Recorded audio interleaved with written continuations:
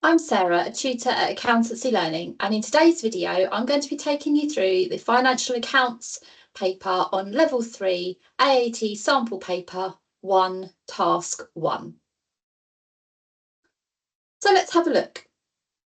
Task 1 then, we are told that this is about using daybooks and accounting for and monitoring non-current assets.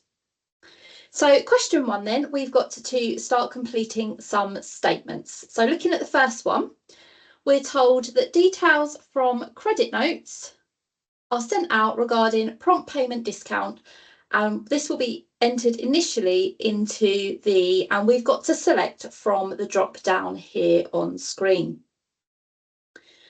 So credit notes then regarding a prompt payment discount means that we are sending them to our customers. And our prompt payment discount is because we have allowed them a discount. So now we've identified what type of credit note we've been sent out and that we're sending it to customers. We can now have a look at the list and see which one matches and which daybook we would post it into. So looking through then, we've got the option of cash book, discounts account, discounts allowed daybook, discounts received daybook, journal, purchases daybook, or sales daybook.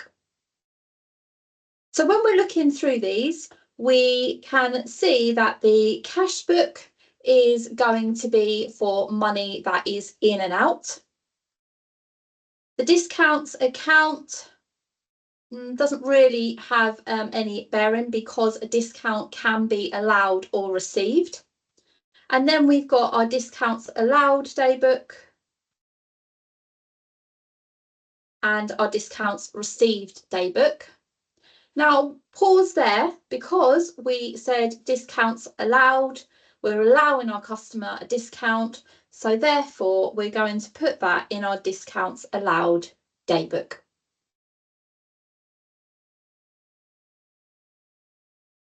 For the next part then, we are given details of cash sales will be entered into and then we need to have a look at which of those we are going to select as the answer for this question.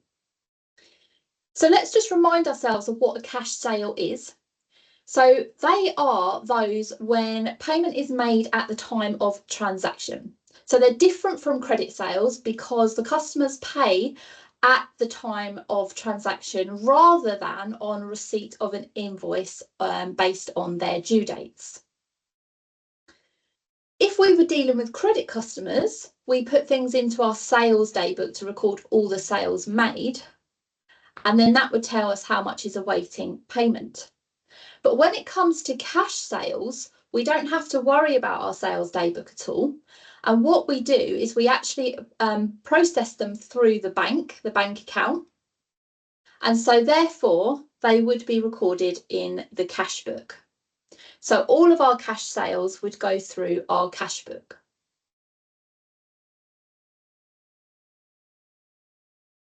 In our next question then, we are now asked to identify what is the effect on the following items in the final accounts.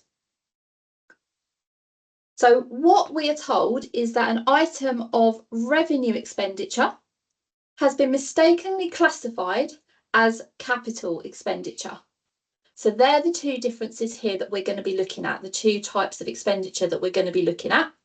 And now we need to identify what would happen to these four items down here, whether they're reduced, increased, or whether this particular error would have no effect on them.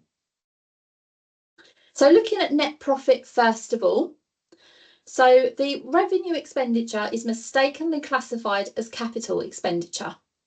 So the first thing to have a look at here is that the revenue would show on the statement of profit or loss,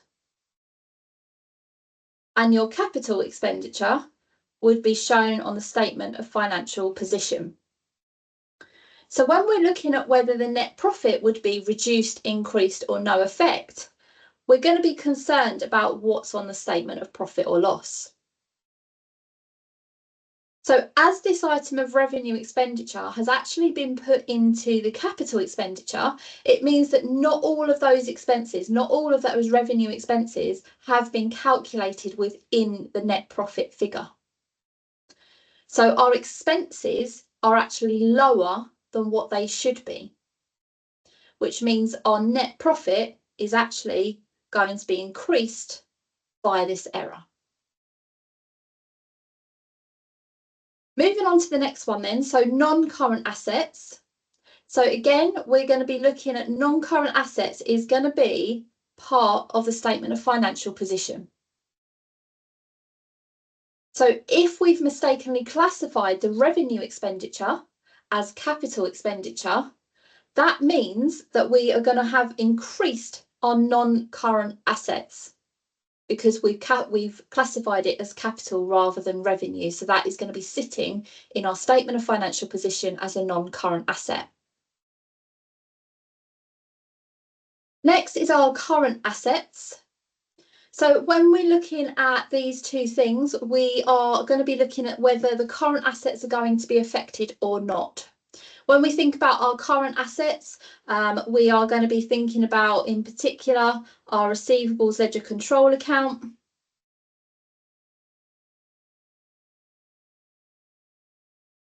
and our bank account. There are other things that go into it as well, but just to give a couple of examples, that's what we're looking at. When we're looking at these, neither of these two elements, revenue or expenditure or capital expenditure, will be affecting our current assets. So there's going to be no effect at all on our current assets there.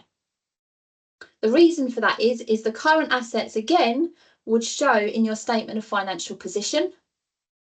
But we know because it's capital expenditure, this would be in our non-current assets section, not our current assets. And then lastly, we're looking at current liabilities, which again, you're looking at your payables ledger control account, for example. Again, it's going to be on the statement of financial position. But as we've just said with current assets, it's only going to be the non-current assets that are affected by that capital expenditure. So it's going to be a no effect for the current liabilities. Let's move further down then on to the next question. So in this question, we have to complete a statement about depreciation. And what we're asked to select is what is depreciation an example of? And we're given 3 different principles here.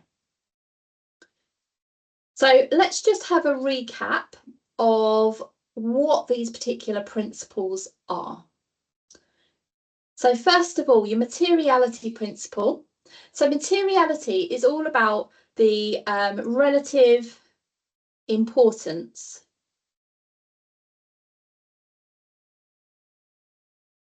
of a particular item to the company's financial statements. So in other words, if a particular item was left out of the accounts, would that mean a significant impact on the financial statements?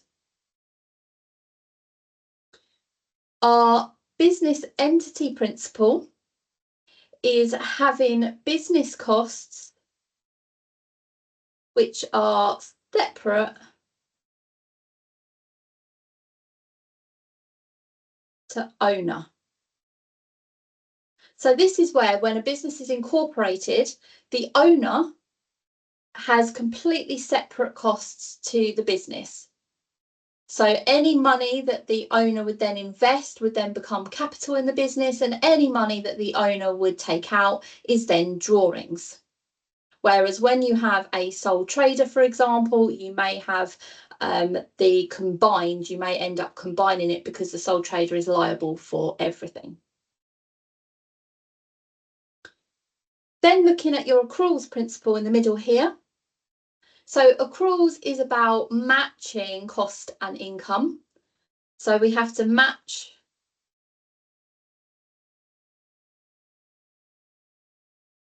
costs and income to the period they were incurred.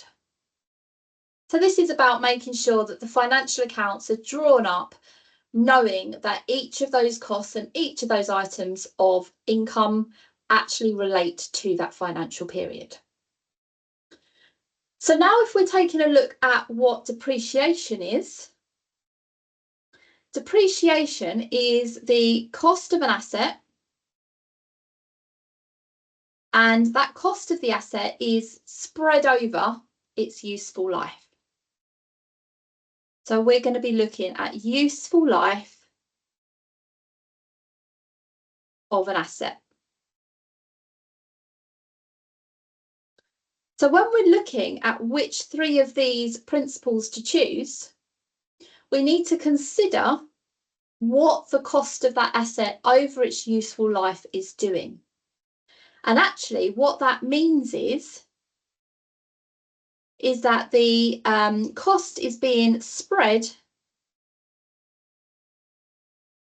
over the relevant periods.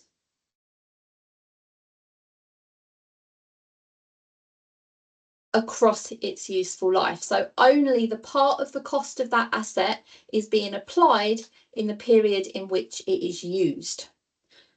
So this then becomes an example of the accruals principle. Let's move on now to another part of the question where we're now going to be working with figures to calculate depreciation. So let's work through the information that we're given. So we're working for Dev Johnson, a sole trader, with a financial year end date of June the 30th. Dev purchased a van for use in his business on the 31st of March 20X3. And the cost of that van was £27,500 plus VAT. His depreciation policy is using the straight line method at 20% per annum, but assuming a residual value of 10% of the purchase price. We're also told that depreciation is prorated for every 4 months that the van is owed. We're then told that Dev disposes of the van on the 1st of February 20X5. So the first part of this question then is to calculate the annual depreciation which would be charged on this van. So the first thing we need to do is work out what our residual value is going to be, because we always take that out of the cost before applying our depreciation percentage. So 10% of the purchase price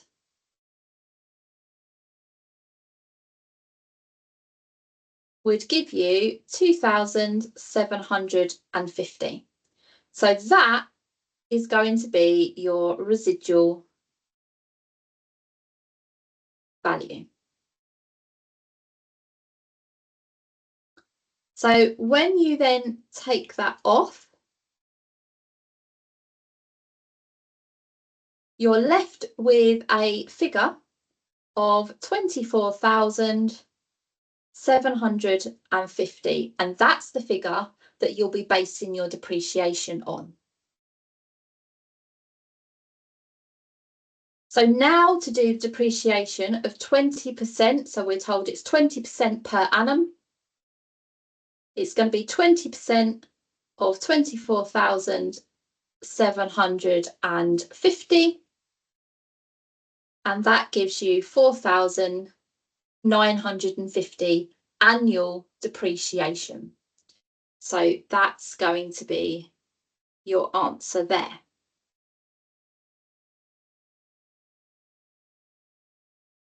In the next part of the question, we're asked to calculate the accumulated depreciation on this vehicle immediately before its disposal. So this is where we now need to think about how long has the van been owned for, and how much depreciation has therefore been applied. So first of all, let's just go back to the information that we're given. So we're told that the van is purchased on the 31st of March. So our depreciation is going to start on April the 1st, X3. We're then told the van is disposed of on the 1st of February, X5. So the last month of depreciation is going to be January, X5. So we need to calculate how many months worth of depreciation do we need to apply.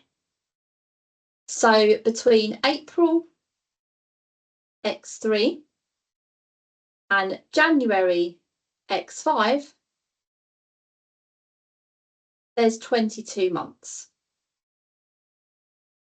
So you just count up and work out how many months worth of depreciation will have been applied prior to disposal.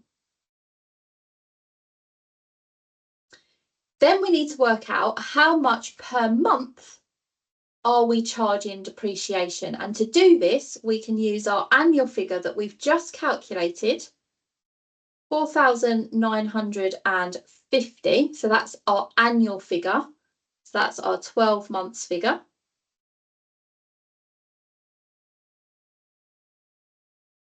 We can then divide that by 12, which gives us our monthly depreciation, and then multiply it by 22 months, which would then give you a figure of 9,075. So that is then the total accumulated depreciation up to the point of disposal.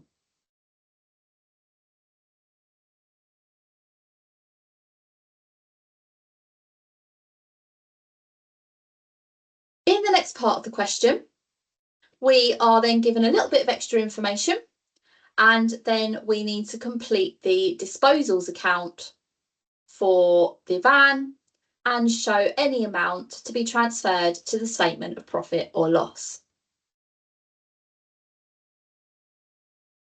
So we're told that Dev purchased a new van from Pete Smith on the 1st of February 20X5, and he trades in the old van as a part exchange. The list price of the new van is 36,000 plus VAT, and his part exchange allowance is £9,500. We're then told that he pays the balance using a bank transfer. So whenever we're dealing with a disposals account, then we always need to make sure that we remove the vehicle at cost. So that gives us our first choice, and these are drop downs in the exam. So this will give us our first account that we need to put in. So it's always vehicle at cost, so that we remove that in full from the non-current asset register. So we purchased the original van for 27,500. And now that has taken that first van out of the non-current assets. Now what we need to do is also look at the accumulated depreciation. So bear in mind our accumulated depreciation is always going to be a credit balance in that account. We would end up debiting our vehicle's accumulated depreciation account to remove it. So we would then credit our disposals account.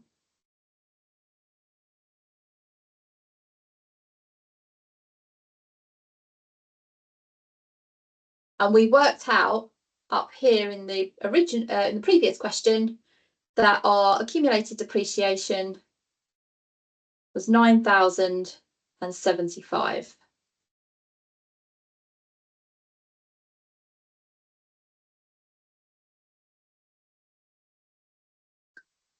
So now the next thing that we need to do is then think about the new van, because we've received a part exchange allowance of 9,500.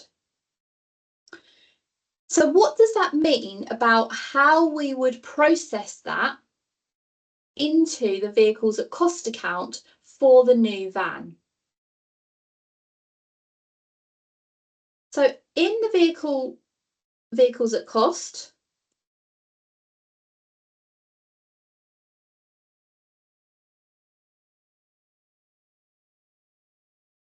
we would say that we have a part exchange value of 9,500. So that's going to be part of the value of the new van. So what you would do is you would debit your vehicle at cost account for the 9,500. And the opposite side of that would be the disposals account. So that's where your credit now in the disposal account is going to come from.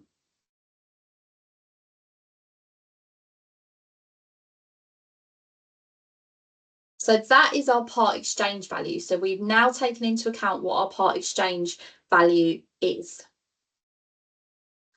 And just to make it clear, what would then happen is that you would then be able to put in the balance amount of the new van up to this 36,000 up here. And then that would make your total of the new van in the vehicles at cost. So you're recording all of that cost. So you don't put the full 36,000 in again. You need to take off that disposals 9,500 and then add in the balance to make it up to the 36,000 for the new van. But let's finish off our disposals account first. So in the exam, your totals down here will actually auto-calculate. So just for completeness, I'm going to write in here our totals. And then our balancing figure is then going to be the transfer to the statement of profit or loss. And again, as a reminder, you have all of the drop downs to select from when you are entering your answers. So then our balancing figure to make both our debits and credits at 27,500 is 8,925.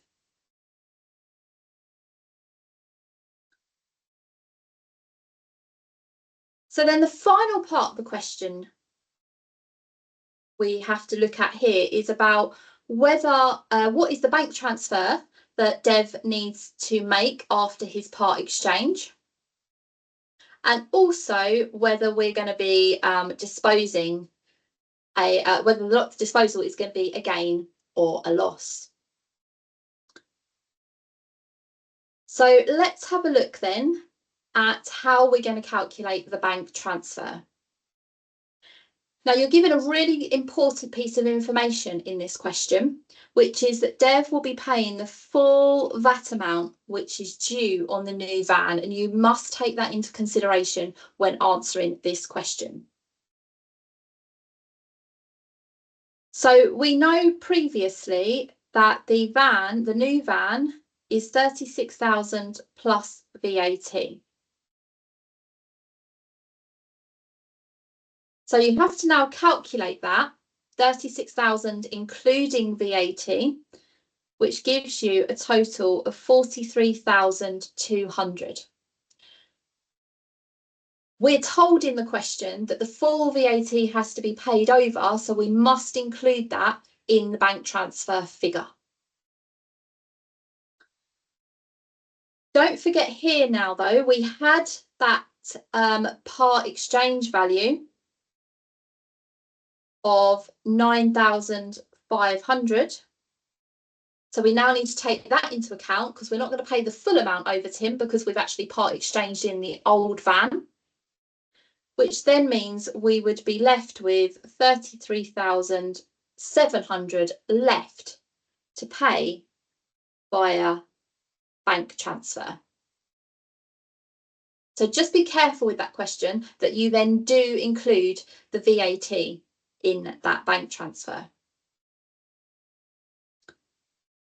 And now we need to identify whether we are recording a gain or a loss on the disposal of the van. So this is where we need to have a look at whether the van amount that we sold it for is the same, higher or lower than what the carrying amount, the net book value of the van would have been at the point of disposal. So as a recap, the van cost was 27,500. The accumulated depreciation was 9,075, which means the net book value would have been 18,425. But what we actually received for the van was the part exchange value of 9,500. So then the difference between the 9,500 and what should have been 18,425 would be 8,925. So because the net book value is higher than the part exchange value, that means that we've made a loss on the van.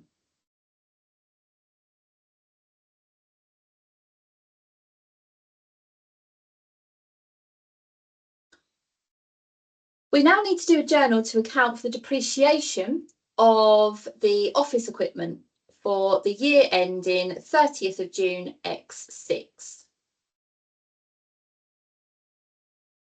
So we are told that for office equipment, we have the reduced imbalance method at 20% on the value of the assets and assume no residual value. And there's been no adjustment for depreciation. We are given the equipment at cost value and the accumulated depreciation that's already in the accounts. And then we need to complete the journal to account for the depreciation for the year ending June X6. And importantly here, we need to calculate our answers to 2 decimal places. So always look out for that in the question. As we are using reduced imbalance, that means it's got to be 20% of what our net book value would be. And to calculate that, we can use these 2 figures here. So it's our cost 47,857 less the accumulated depreciation. And that gives us the net book value of 29,577. So you're then calculating 20% on this figure here, the 29,577. 20% of that to 2 decimal places is £5,915.40.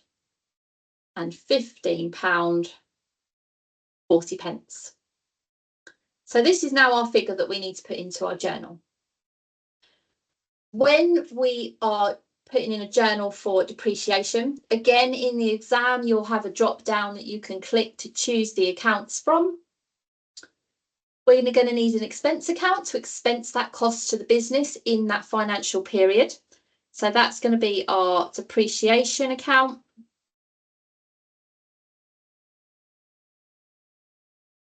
And then the other side of that is going to be our accumulated depreciation, because we want to make sure this figure increases by our new depreciation expense, which will then give us a new net book value when taken away from the cost. So we would then have our accumulated depreciation account, And so because we're putting an expense to the business, that is going to be our debit figure. And our accumulated depreciation is going to be our credit figure. And that is your journal for the office equipment depreciation.